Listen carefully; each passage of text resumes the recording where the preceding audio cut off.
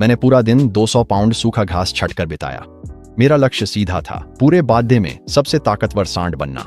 मेरे आसपास के बाकी बछड़ों को लगा कि मैंने पूरी तरह अपना दिमाग खो दिया है। यहाँ हर कोई जानता है कि जितना बड़ा तुम बनते हो, तुम्हारी जिंदगी उतनी ही खराब हो जाती है। मजबूत लोगों को खेतों में जान तोड़ मेहनत के लिए भेज दिया जाता है। उनके लिए ऐसी जिंदगी मौत से भी बदतर है। लेकिन एक बात थी जो वे नहीं जानते थे। मैंने एक डिवोर इवोल्यूशन सिस्टम को जागृत कर लिया था। जब तक मैं खाता रहूंगा, मैं और ताकतवर होता जाऊंगा। घास खाना धीमी प्रगति देता था, लेकिन कम से कम यह सुरक्षित था। सोचा था बस चलता रहूंगा जब तक 3000 पाउंड का होकर विकसित न हो जाऊं। उम्मीद नहीं थी कि दो इंसान सब बर्बाद कर देंगे।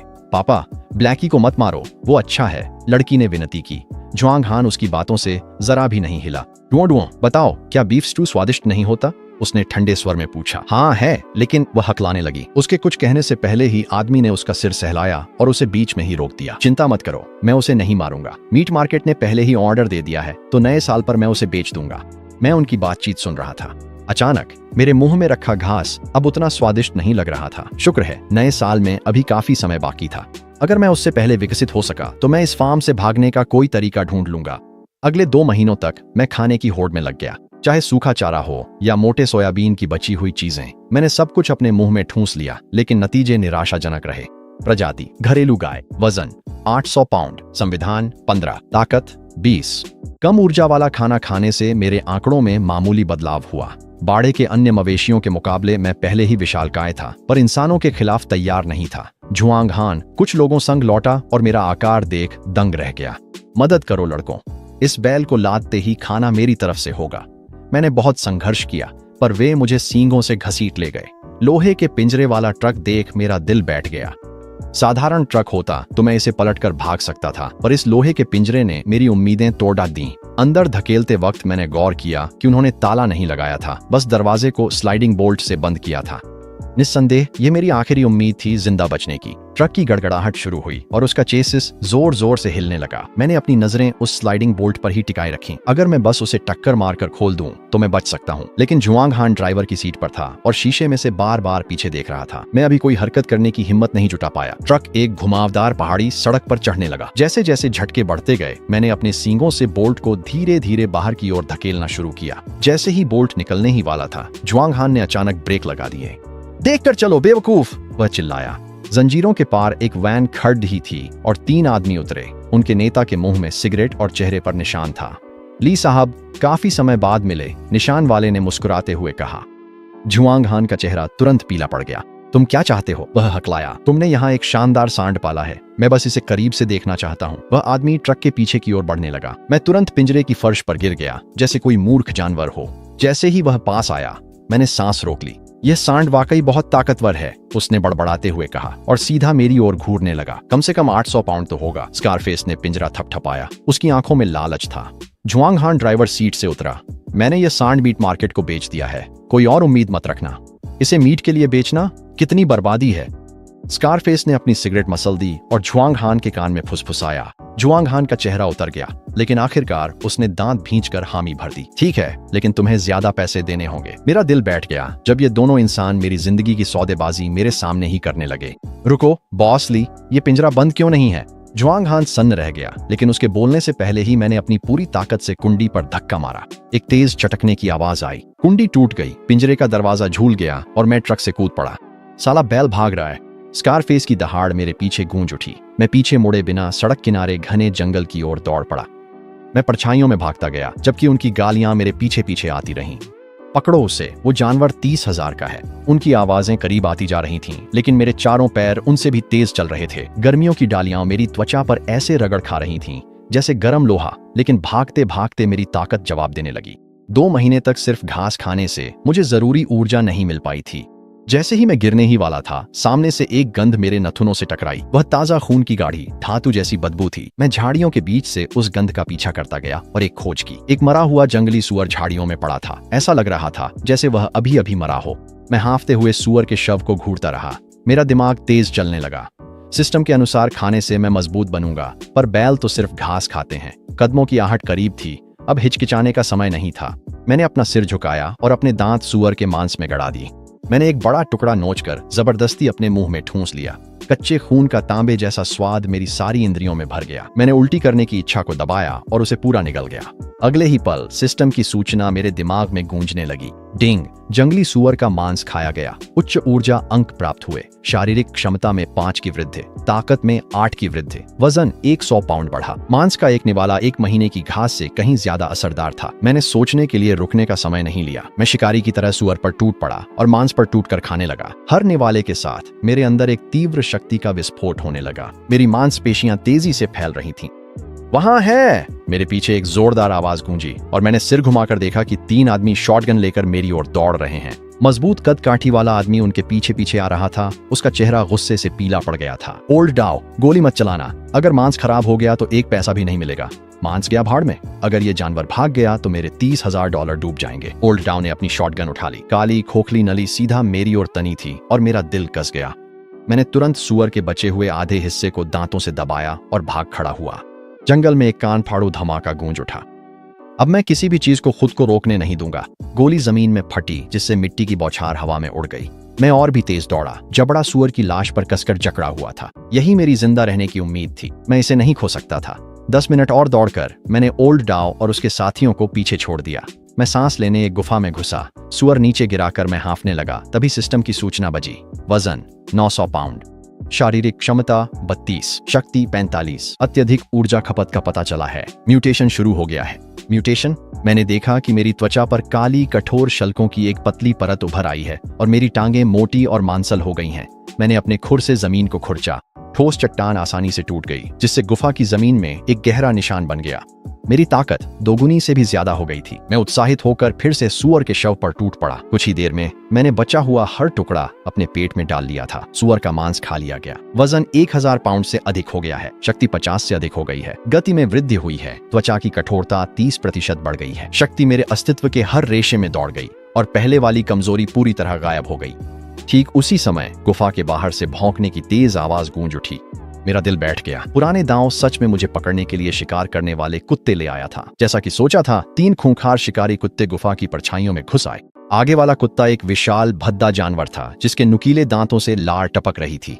वह ऊंचा खड़ा था। उसकी आंखों में खूनी शिकारी चमक थी। गुफा के मुहाने के ठीक बाहर से पुराने दांव की आवाज आदेश देती हुई गूंजी। तीनों शिकारी कुत्ते एक साथ मुझ पर झपट पड़े। उनके तेज दांत सीधे मेरी गर्दन की ओर थे। लेकिन इस बार मैं भागा नहीं।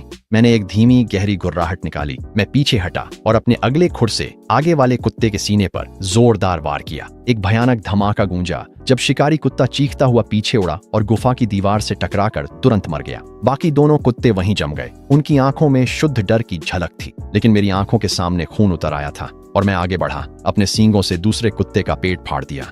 तीसरा शिकारी कुत्ता इतना डर गया कि वह मुड़कर भाग गया। मैंने उसे एक ही खुर से पकड़ लिया और उसकी रीढ़ तुरंत तोड़ दी। गुफा के बाहर से पुराने दांव की घबराई हुई आवाज सुनाई दी। क्या वह जानवर अब भी सांड है? भागो, यहाँ से निकल जाओ।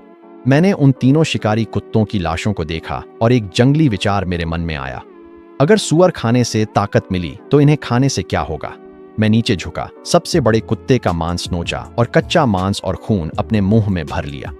म्यूटेटेड शिकारी कुत्ता खाया गया। 80 ऊर्जा अंक प्राप्त हुए। शक्ति 12 अंक बढ़ी। संविधान 10 अंक बढ़ा। फुर्ती 5 अंक बढ़ी। मेरी आंखों में शिकारी जैसी उत्तेजना चमक उठी। इन कुत्तों ने सुअर से भी ज्यादा ऊर्जा दी, इसलिए मैंने तीनों को खाना शुरू कर दिया। भक्षण पूर्ण हुआ। वजन 1200 पाउंड, शक्ति 78, संविधान 65, फुर्ती 30। म्यूटेशन की सीमा पार हो गई। गहरी शारीरिक म्यूटेशन शुरू हो रही है। जैसे ही आवाज खत्म हुई, मेरी त्वचा का हर इंच बुरी तरह कांपने लगा। ऐसा लग रहा था जैसे लाखों चींटियां मेरी हड्डियों को कुतर रही हों और मैं दर्द से तड़पता हुआ जमीन पर लौटने लगा। मैंने दांत भींच लिए। दर्द की एक भी चीख बाहर नहीं निकलने दी। 10 बेहद कठिन मिनटों के बाद जलन की अनुभूति कम हो गई और मैं मुश्किल से उठकर खड़ा हुआ। मैंने अपने शरीर की ओर देखा और पूरी तरह से हैरान रह गया। मेरी त्वचा की सतह पर काले हड्डी जैसे कवच की एक परत उभर आई थी। यह छूने में बेहद कठोर महसूस हो रहा था, जैसे मैं कोई प्राकृतिक कवच पहने हुए हूं। और मेरी रीढ़ के साथ साथ 7 या 8 बेहद तेज हड्डी के कांटे उभर आए थे।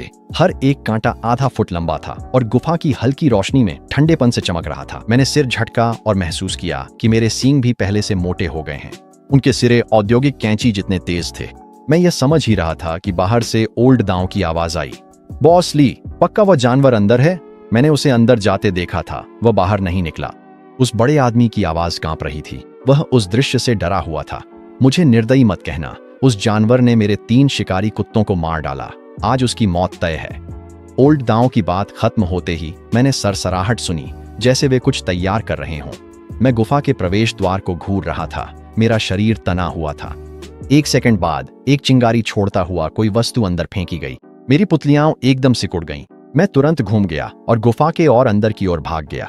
पूरा पहाड़ जोरदार तरीके से हिल उठा और टूटे हुए पत्थर ओलों की तरह बरसने लगे। कई तेज पत्थर मेरी पीठ पर जबरदस्त ताकत से आकर लगे, लेकिन उस हड्डी की परत की वजह से मुझे बस हल्का सा दर्द ही महसूस हुआ। जब मैं उठने की कोशिश कर रहा था तो उस कवच ने वास्तव में ज्यादातर नुकसान को रोक लिया। मैंने ऊपर देखा और पाया कि विस्फोट के कारण गुफा का प्रवेश द्वार आधा दब गया था। क्या यह मर गया? बाहर से ओल्ड दांव की आवाज गूंजी। बिल्कुल मरा है। इतनी ताकत से तो कोई ग्रिजली भालू भी खत्म हो जाता। बड़े आदमी ने राहत की लंबी सांस ली। मैं उनकी बातें सुन रहा था। मेरी आंखों में एक खतरनाक चमक झलक रही थी। तुम मुझे मारना चाहते हो? सपने देखना बंद मत करना। मैंने एक पल भी नहीं गंवाया और सीधे ढे हुए प्रवेश द्वार की ओर दौड़ पड़ा। मिट्टी मुझे रोक नहीं सकी। मैंने मलबे को तोड़ते हुए गुफा से बाहर छलांग लगा दी। अचानक आई धूप ने मुझे आंखें मिचमिचाने पर मजबूर कर दिया। जब मैंने बाहर का नजारा देखा, ओल्ड दांव और बड़ा आदमी पहले ही डर के मारे पीले पड़ चुके थे। यह किस तरह का राक्षस है? ओल्ड दांव मेरी हड्डियों की नोकों और शरीर पर चढ़े कवच को घूरता रह गया। उसके हाथ में पकड़ी शिकार की राइफल बेकाबू होकर कांपने लगी। बड़ा आदमी जमीन पर गिर पड़ा। उसकी पैंट के बीचों बीच एक गहरा दाग फैल गया। मैंने अपने सिर से धूल झाड़ी और भारी कदमों से उनकी ओर बढ़ने लगा। ओल्ड दांव आखिरकार होश में आया और अपनी राइफल उठाकर फायर करने लगा। 3 गोलियां तेजी से एक के बाद एक चलीं। हर गोली मेरी हड्डियों से टकराई और सिर्फ चिंगारियां निकलीं, खरोंच तक नहीं आई। ओल्ड दांव घबराकर राइफल छोड़ भाग गया। बड़ा आदमी उसे न छोड़ने की मिन्नतें करने लगा, पर मेरे पास आते ही वह गिर पड़ा। उसने मुझे 2 महीने पैसों के लिए रखा, पर कभी बेरहमी नहीं दिखाई। मैंने उसे छोड़ दिए। ओल्ड दांव पर नजरें टिका दी। वह कमीना भागना चाहता था, पर मैं बिजली की रफ्तार से झपटा। ओल्ड दांव ने मुद्दा कर मुझे अपने पास पाया। उसके चेहरे पर जो भाव था वह शुद्ध, बिना मिलावट का डर था। वह अपना संतुलन खो बैठा और सीधे खड़ी ढलान से नीचे लुढ़क गया। मैं चट्टान से उसे गिरते देखता रहा। वह नीचे झाड़ियों में तड़पता चिल्लाता रहा, पर मैंने उसे खत्म नहीं किया। अचानक मेरे दिमाग में एक सिस्टम नोटिफिकेशन की आवाज गूंजी। उपलब्धि प्राप्त, बंधनों को तोड़ना। आयरनक्लैड बुल में विकास पूर्ण हुआ। मैंने क्षितिज तक फैली अनंत पर्वत श्रृंखला की ओर देखा। मेरे भीतर उत्साह की एक चिंगारी जाग उठी। अब इंसानी दुनिया में लौटने का कोई रास्ता नहीं था। मुझे इससे कोई आपत्ति नहीं थी। मैं इस वीराने में अपनी खुद की राह बनाऊंगा। मैं ढलान से दूर घने जंगल की ओर बढ़ गया, उस बड़े आदमी की दयनीय चीखों को नजरअंदाज करते हुए। सिस्टम ने फिर से मेरी अपडेटेड स्टैट्स के साथ पिंग किया। वजन 1200 पाउंड, शक्ति 78। अपना अगला रूप अनलॉक करने के लिए 2000 पाउंड तक पहुंचे। मैंने अपनी पूंछ झटकी और गति बढ़ा दी, पेड़ों की छाया में और गहराई तक बढ़ते हुए। अगर मुझे विकसित होना था तो मुझे शिकार करने लायक कुछ ढूंढना होगा। मैं लगभग 1 घंटे तक चलता रहा। जैसे जैसे पेड़ घने होते गए, सूरज की रोशनी रुक गई। हवा में सीलन और सड़न की तीखी बदबू भरी थी। जानवरों की बीट और गंदगी हर जगह जमीन पर बिखरी हुई थी। मैंने अपने कान खड़े किए, किसी भी आवाज को सुनने के लिए ध्यान लगाया। यह जगह साफ तौर पर किसी विशाल शिकारी का इलाका थी। ठीक उसी समय मेरे आगे की झाड़ियां जोर जोर से सरसराने लगीं। मैं तुरंत जड़ हो गया। मेरे शरीर की हर मांसपेशी एक स्प्रिंग की तरह तन गई। एक विशाल जंगली सुअर झाड़ियों से बाहर निकला। उसके दांत 1 फुट लंबे थे। उसकी आंखें खून जैसी लाल थीं। पिछला शिकार इससे काफी छोटा था, करीब 500 पाउंड का। सुअर ने मुझे देखते ही गुस्से में जोर से दहाड़ा। उसने जमीन को खुरचा, हमला करने की तैयारी की, लेकिन मैं जरा भी नहीं डगमगाया। मैं उसकी ओर झपटा और हमारे विशाल शरीर एक भारी आवाज के साथ टकरा गए। उसके दांत मेरी लोहे जैसी खाल पर रगड़े, लेकिन बस हल्की सी खरोंचें ही आईं। मैंने मौका देखा और अपना सिर झुका लिया। मेरी सींग सुअर के मांस में गहराई तक घुस गई, जिससे गर्म खून की बौछार हवा में फैल गई। अपनी गर्दन को जोरदार झटके से घुमाकर मैंने उस जानवर को पलट दिया और अपने खुर के नीचे उसकी गर्दन को चल दी। एक सूचना चमकी, विशाल सुअर मारा गया। 120 उच्च ऊर्जा अंक प्राप्त हुए। बिना एक पल गंवाए मैंने शव को फाड़ना शुरू कर दिया। गर्म कच्चा मांस मेरी गर्दन से नीचे फिसल गया। वह जानी पहचानी जलन फिर से मेरे शरीर में दौड़ गई। वजन में 150 पाउंड की बढ़ोतरी हुई। शक्ति में 15 अंक की वृद्धि हुई। संविधान में 15 अंक की बढ़ोतरी हुई। वर्तमान वजन 1350 पाउंड। मेरे अगले विकास तक केवल 650 पाउंड बाकी हैं। मैं खाना खा ही रहा था कि अचानक सरसराहट की आवाज ने मुझे चौकन्ना कर दिया। 7 या 8 जोड़ी चमकती हरी आंखें मुझे घेर चुकी थीं। एक भेड़ियों का झुंड। उनका अल्फा बहुत विशाल था, धूसर काले फर वाला, क्रूर आंखें और जबड़ों से टपकती लार। बाकी भेड़िए फैल गए, धीरे धीरे घेरा बनाकर मुझे फंसाने लगे। मैंने मांस निगला और लड़ाई के लिए कमर कसते हुए एक धीमी गुर्राहट निकाली। अल्फा ने एक तेज चीखती हुई हुआंक निकाली। संकेत मिलते ही बाकी झुंड हर दिशा से मुझ पर झपट पड़े। मैं घूम गया और एक जोरदार लात मारी, जिससे मेरी पिछली टांगों पर हमला करने वाला भेड़िया दूर जा गिरा। एक और भेड़िए ने मेरी गर्दन में अपने दांत गड़ा दिए, लेकिन मेरी लोहे जैसी खाल की बख्तरबंदी से उसके दांत टूट गए और वह दर्द से चीखता हुआ पीछे हट गया। मैंने मौका पकड़कर अपने सींग से उस भेड़िए को घायल किया और उसे जमीन पर पटक दिया। उनकी टीम वर्क बिल्कुल बेहतरीन थी। जैसे ही एक को पीछे हटाया, दूसरा उसकी जगह ले लेता। मेरी सहन शक्ति कम होने लगी और मेरी सांसें भारी होने लगी। अचानक अल्फा ने अपनी चाल चली। उसके तेज नुकीले पंजे सीधे मेरी आंखों की ओर झपटे। मेरे पास बचने का समय नहीं था, इसलिए मैंने अपना सिर एक तरफ झटका। मैंने अपने सींग के आधार से उस वार को रोका। अल्फा के पंजों ने मेरी गाल को चीर दिया, जिससे एक गहरा घाव बन गया और खून की धार छूट पड़ी। मैं दर्द से दहाड़ उठा। मेरा गुस्सा आखिरकार फूट पड़ा। किसी को नहीं चाहिए ये भेड़ियों का झुंड। अब आर पार की जंग थी। मैंने झपट्टा मारकर पीठ के हड्डी कांटों से अल्फा पर वार किया। अल्फा हवा में मुड़कर बच गया, पर पीछे वाला भेड़िया नहीं बच पाया। मेरे कांटों ने उसे भेद दिया और वह ढेर हो गया। अपने साथी की इतनी बेरहमी से मौत देखकर झुंड हिल गया। उनकी आंखों में डर की झलक थी। मैंने मौके का फायदा उठाया, सबसे नजदीकी भेड़िए पर झपटा और अपने वजन से उसकी खोपड़ी कुचल दी। स्थिति बदलती देख अल्फा ने लंबी हुंकार भरी और बचे हुए भेड़ियों के साथ पीछे हट गया। मैं अपनी जगह डटा रहा, हांफता हुआ और अपने तथा उनके खून में लथपथ। 3 भेड़िए मारे गए। 180 उच्च ऊर्जा अंक प्राप्त हुए। सिस्टम ने मुझे मेरी चोटों के बारे में चेतावनी दी और ठीक होने के लिए मांस खाने की सलाह दी। मैंने भेड़ियों की लाशों और बचे हुए जंगली सुअर को देखा, फिर बिना किसी हिचकिचाहट के दावत शुरू कर दी। जैसे ही मांस नीचे गया, मेरी चोटों पर तेज खुजली सी महसूस होने लगी। वे मेरी आंखों के सामने ही खुद ब खुद फिर से जुड़ने लगी। वजन 1500 पाउंड से भी अधिक हो गया। शक्ति 100 अंकों को पार कर गई और मेरी बख्तर और कांटे और भी घातक हो गए। मैंने एक नई शक्ति की लहर महसूस की। मेरी सारी थकान पूरी तरह गायब हो गई थी। लेकिन तभी दूर से फिर से भेड़ियों की हुआ हुआ की आवाज गूंजने लगी। झुंड वापस आ गया था और इस बार उनकी संख्या दोगुनी से भी ज्यादा हो गई थी। जैसे ही वे मुझे पकड़ने वाले थे, मेरे आगे एक खुला मैदान दिखाई दिया। मैं जंगल से बाहर निकल आया और खुद को नुकीले पत्थरों के एक विशाल मैदान में पाया। हर जगह विशाल चट्टानें बिखरी हुई थीं और बीच में से एक छोटी सी धारा बह रही थी। मेरे पास सोचने का समय नहीं था। मैं पत्थरों के जाल में कूद गया। झुंड पीछे था। दर्जन भर भेड़ियों ने मुझे घेर लिया था। अल्फा चट्टान पर खड़ा कातिलाना आंखों से मुझे देख रहा था। उसने हमले के लिए एक लंबी हुआंकार भरी। इस बार उन्होंने अपना सबक सीख लिया था। अब वे एक एक करके हमला नहीं कर रहे थे। वे समन्वित समूहों में आगे बढ़े। 3 भेड़िए एक साथ मेरी बाईं ओर झपट पड़े। जैसे ही मैं उनकी ओर मुड़ा, 2 और भेड़ियों ने मेरे पिछले पैरों को अपने जबड़ों में जकड़ लिया। मैं दर्द में लात मारता रहा, लेकिन इस ध्यान भटकाने का फायदा उठाकर सामने के भेड़िए मुझे जमीन पर गिरा ले गए। एक विशाल भेड़िया मुझे दबोच कर नीचे दबाए हुए था। उसके नुकीले पंजे मेरी बख्तर को बेतहाशा फाड़ रहे थे। मेरा कवच मजबूत था, पर कई भेड़ियों का सामना नहीं कर सका। सतह पर दरारें पड़ने लगीं। मैं छटपटाया और अपनी पीठ के कांटों से मुझ पर चढ़े भेड़िए को मार गिराया। झुंड एक पल के लिए पीछे हट गया और मैं जल्दी से फिर से अपने पैरों पर खड़ा हो गया। मैं सबसे नजदीकी भेड़िए की ओर झपटा, अपने सींग उसके सीने में गहरे घुसा दिए और उसे एक चट्टान से जोर से टकरा दिया। मैं सांस भी नहीं ले पाया था कि अल्फा ऊंचाई से छलांग लगाकर सीधे मेरी गर्दन की ओर झपटा। मैंने अपना सिर झटके से एक ओर घुमा लिया, लेकिन उसके पंजों ने फिर भी मेरे चेहरे पर 3 गहरे खून से लथपथ घाव छोड़ दिए। मैं गुस्से में दहाड़ा, घूमकर अपने पिछले खूर अल्फा के सीने पर मारने के लिए उछाले। वह हवा में पलटा और डरावनी फुर्ती के साथ जमीन पर उतर गया, जबकि बाकी झुंड फिर से घेरने लगा। एक भेड़िए ने मेरे अगले पैर को अपने जबड़ों में जकड़ लिया, जबकि दूसरा मेरी आंखों पर झपट्टा। मैंने अपना सिर जोर से झटका। मेरे सींग ने भेड़िए का पेट फाड़ दिया और उसकी अंतड़ियां मिट्टी पर बिखर गईं। लेकिन मेरे अगले पैर पर जमे भेड़िए ने छोड़ने से इनकार कर दिया। उसके दांत मेरी बख्तरबंद त्वचा को चीरते हुए गहरे मांस में धंस गए। दर्द से पागल होकर मैंने अपना अगला पैर ऊंचा हवा में उठा लिया। मैंने उसे जोर से पटका और उसका सिर कुचल दिया, जब तक उसने मुझे छोड़ा नहीं। भेड़िया मरते ही सिस्टम की चेतावनी आई। गंभीर चोटें पाई गई हैं, तुरंत ऊर्जा पुनः पूर्ति की सिफारिश की जाती है। मैं जोर जोर से हाँफ रहा था। जमीन पर पड़ी 3 भेड़ियों की लाशों को देखा और बिना झिझके आगे बढ़ा। मैंने गर्म कच्चे मांस को फाड़कर खाना शुरू कर दिया। जैसे ही मेरे घाव भरने लगे, वह जानी पहचानी खुजली फिर से लौट आई। झुंड ने डर के मारे देखा जब मैंने उनके सामने ही उनके साथी को खाना शुरू कर दिया। उनकी आंखों में आदिम डर और शुद्ध क्रोध की मिली-जुली झलक थी। अल्फा ने एक और लंबी हुंकार भरी और बाकी भेड़िए पागलपन में मुझ पर टूट पड़े। इस बार वे सचमुच बेकाबू थे। अपनी जान की परवाह किए बिना मुझे गिराने के लिए टूट पड़े। 7 या 8 भेड़िए एक साथ मुझ पर टूट पड़े। उनके पंजे और दांत बवंडर की तरह मुझे चीरने लगे। आखिरकार मेरी कवच ने भी जवाब दे दिया और टूट गई। मेरे खोल की दरारों से खून फूट पड़ा। मेरी नजर धुंधली होने लगी और मेरा शरीर भारी हो गया। क्या मैं सच में यहीं मरने वाला हूँ? तभी सिस्टम की आवाज आई। सिस्टम ने गंभीर स्थिति का पता लगाया है। आपातकालीन विकास और उग्र मोड़ शुरू किया जा रहा है।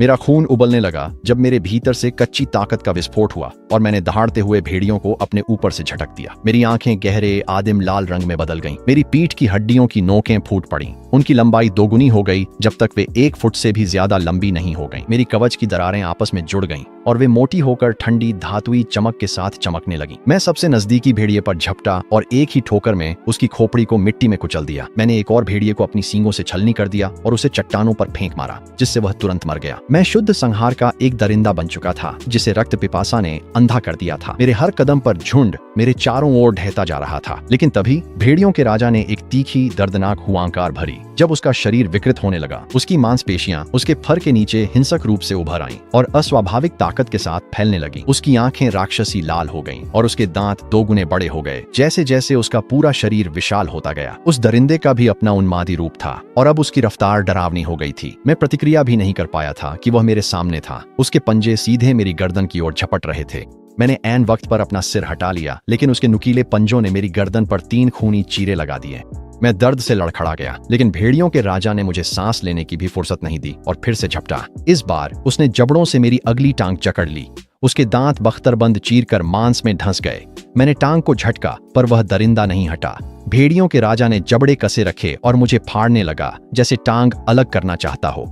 पीड़ा इतनी भयानक थी कि मेरे घुटने लगभग जवाब दे गए, जैसे मेरी हड्डियां खुद चरमराने और कराहने लगी हों। मुझे किसी तरह खुद को छुड़ाना ही था, वरना यही मेरी आखिरी घड़ी थी। मैंने अपनी दूसरी आगे की खुर उठाई और भेड़ियों के राजा के सिर पर 1, 2, 3 बार जोर से मारा, जब तक कि उसने आखिरकार छोड़ नहीं दिया। मैं कई कदम पीछे लड़खड़ाया, हांफते हुए सांस लेने लगा। मैंने मौके का फायदा उठाया, सिर झुकाया और अपनी पीठ पर उगे हड्डी के कांटों को उस दरिंदे की ओर घुमा दिया। भेड़ियों के राजा ने बचने की कोशिश की, लेकिन सिर पर पड़े भारी वारों की वजह से वह आधा पल धीमा पड़ गया था। मेरे कांटे उसके कंधे में धंस गए और मैंने अपना पूरा वजन लगाकर उसे जोरदार धक्का दिया। एक भयानक चरमराहट घाटी में गूंज उठी। भेड़ियों के राजा की कंधे की हड्डी टूट गई और वह तेज चीख के साथ छटपटाते हुए खुद को छुड़ाने की कोशिश करने लगा। मैंने सिर झुकाए रखा और उसे दबोचे रखा, उसे एक एक कदम पीछे की ओर खाई के किनारे की तरफ धकेलता गया। भेड़ियों के राजा की पिछली टांगें पहले ही खाई के ऊपर झूल रही थीं। एक और धक्का और वह गिर जाएगा, लेकिन तभी वह दरिंदा अचानक झपटा और उसने अपना जबड़ा मेरी गर्दन पर जकड़ लिया। मुझे अपने साथ नीचे खींचने की कोशिश करने लगा। उसके नुकीले दांत मेरी बख्तरबंद को चीरते हुए मेरी नसों तक गहरे धंस गए। घाव से गर्म खून फूट पड़ा और जमीन पर छिटक गया।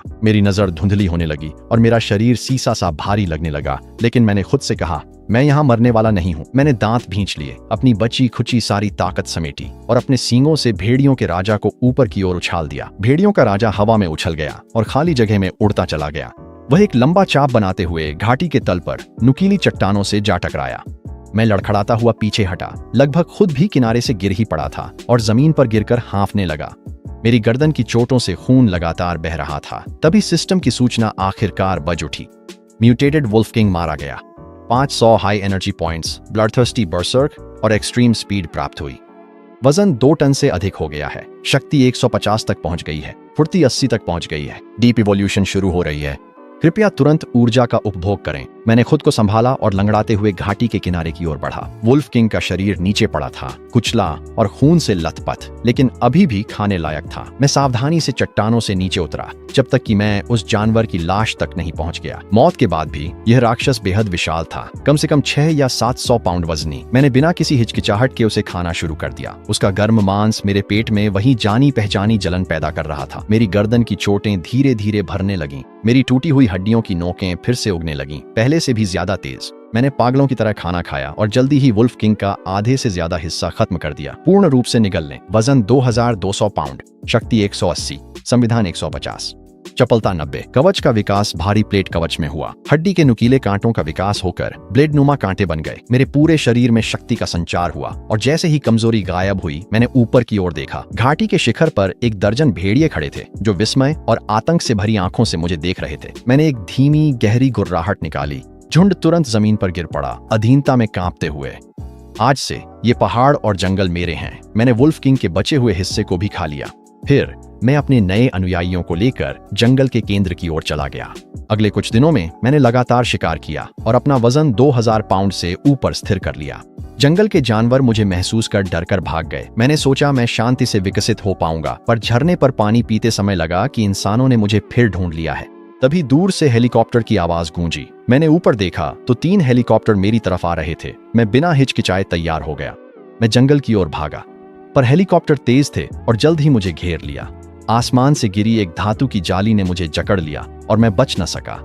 तेज करंट से मेरे पैर जवाब दे गए और मैं गिर पड़ा। हेलीकॉप्टर उतरते ही 8 सशस्त्र सैनिक बाहर आए। उनका नेतृत्व एक गंजा आदमी कर रहा था जिसकी कमर पर टेजर था। वे लेजर साइट्स और भारी ट्रैंक्विलाइजर राइफल्स के साथ आए थे। देखते ही लगा कि वे पेशेवर हैं। कैप्टन, ओल्ड दाव वाला म्यूटेंट सैंड यही है, एक सिपाही बोला। उसकी आंखों में सच्ची उत्तेजना झलक रही थी जब वह मेरी ओर बढ़ा। कैप्टन ने सिर हिलाया और एक रेडियो निकाला। डॉ शू, लक्ष्य पकड़ लिया गया है, निर्देशों की प्रतीक्षा है। एक महिला की आवाज रेडियो में गूंजी। बहुत बढ़िया, इसे तुरंत लैब में लाओ, मुझे उन जीनों को देखना है। मेरा दिल बैठ गया। मुझे पता था कि ये शोधकर्ता मेरे जैसे जीवों को चीर फाड़ करने में माहिर हैं। कैप्टन ने हाथ हिलाया और कई लोगों ने अपनी ट्रैंक्विलाइजर गन उठा ली। उन्होंने फायरिंग शुरू कर दी और तीरों की बौछार सीधे मेरी बगल में आकर लगी। दवाइयां तुरंत मेरे शरीर में असर करने लगी और मेरी बेतहाशा कोशिशों के बावजूद मेरी नजर धुंधली होने लगी। मैं धातु की जाली नहीं तोड़ सका और हर गुजरते पल के साथ मेरा शरीर और भारी होता जा रहा था। जैसे ही मैं बेहोश होने ही वाला था, सिस्टम की सूचना अचानक बज उठी। सिस्टम, भारी मात्रा में एनेस्थेटिक का पता चला है, अब मेटाबोलाइज किया जा रहा है, 3 घंटे में पूरी तरह से ठीक हो जाओगे। मैंने संघर्ष बंद कर आंखें मूंद लीं और बेहोश होने का नाटक किया। गंजे कप्तान ने देखने के लिए मुझे टेजर से छेड़ा, फिर चैन लिया। इसे पिंजरे में डालो, जल्दी, उसने कड़क कर कहा। टीम ने मिलकर मेरे भारी शरीर को एक विशाल टाइटेनियम मिश्र धातु के पिंजरे में डाल दिया। फिर उन्होंने पिंजरे को हेलीकॉप्टर के नीचे लटक रही एक स्लिंग से जोड़ दिया। हेलीकॉप्टर उड़ान भर गया और मैंने अपनी पलकों की संकरी दरारों से झांक कर देखा। मैंने देखा कि जंगल की जमीन धीरे धीरे और दूर होती जा रही थी। घंटे भर की उड़ान के बाद हेलीकॉप्टर आखिरकार उतरने लगा। मुझे एक बड़े अंडरग्राउंड बेस के अंदर ले जाया गया। वह जगह सफेद लैब कोट पहने शोधकर्ताओं से भरी थी। 30 के दशक की एक महिला टीम से मिलने के लिए आगे बढ़ी। वह डॉ शू थी, जिनकी आवाज मैंने पहले रेडियो पर सुनी थी। उन्होंने सुनहरे किनारे वाले चश्मे पहन रखे थे और उनकी आंखों में एक जुनूनी चमक थी। परफेक्ट, ये सबसे संपूर्ण उत्परिवर्ती नमूना है जो मैंने कभी देखा है, उन्होंने फुसफुसाते हुए कहा। डॉ शू मेरे पिंजरे के चारों ओर घूमी और अपने क्लिपबोर्ड पर बेतहाशा नोट्स लिखने लगी। कैप्टन, इसे लैब 3 में ले जाओ, तुरंत जीन सैंपलिंग की तैयारी करो। गंजे कैप्टन ने सिर हिलाया और अपने आदमियों को पिंजरे को एक बड़े कमरे में धकेलने का आदेश दिया। कमरा जटिल मशीनों से भरा हुआ था जो एक विशाल धातु की ऑपरेटिंग टेबल के चारों ओर लगी थी। मेरा दिल तेजी से धड़कने लगा। ये लोग मुझे चीरने फाड़ने की योजना बना रहे थे। डॉ शू पिंजरे के पास आई।